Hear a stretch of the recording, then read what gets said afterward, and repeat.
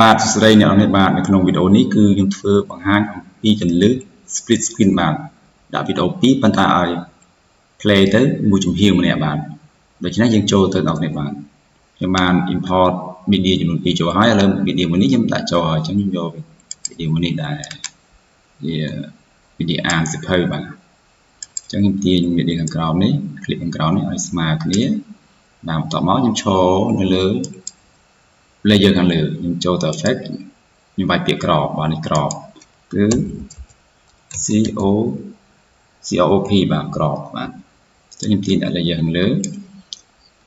ខ្ញុំចូលមក Effect Control បាទក្របមាន setting ចំនួន4មាន left top right ហើយនិង bottom អញ្ចឹង left ខាងលើខ្ញុំយក25យកតម្លៃរីឯ right ខាងស្ដាំខ្ញុំយក15បាទអញ្ចឹងខ្ញុំចាប់ដើមទាញបាទខ្ញុំចូលទៅ position ខាងលើនេះខ្ញុំទាញរូបការធ្វើនេះមកខាងឆ្វេងបាទអញ្ចឹងខ្ញុំទាញខាងឆ្វេងបាទយកប៉ុណ្ណឹងបន្ទាប់មកខ្ញុំចូល layer ខាងក្រោម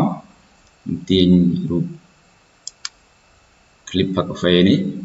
បាទមកខាងនេះបាទយកប៉ុណ្ណឹងចុះបាទបងប្អូនអាចសេរីស្រង់អីស្មើគ្នាបានបាទខ្ញុំធ្វើឲ្យវីដេអូនេះវិញពេកបន្ទាប់មកខ្ញុំចូលមកនេះ pen tool បាទពុះកដាឲ្យមានស្នាមបាទចុចមួយប៉ុចតែកន្លែងនេះបាទបន្ទាប់មកចូលមក Effect Control នេះ Shape បាទអញ្ចឹងខ្ញុំដាក់ color ពណ៌ស stroke ដាក់ត្រឹម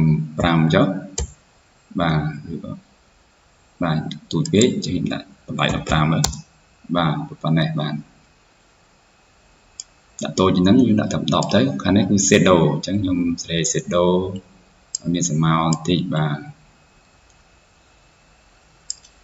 អញ្ចឹងយើងទាញ shape ហ្នឹងឲ្យស្មើនឹង clip របស់យើងបាទចូល selection បាទជួយស្មើបាទចាប់ដល់ play មើលបាទវីដេអូនេះសូមបញ្ចប់នៅបាទសូមអរគុណសូមជម្រាបលា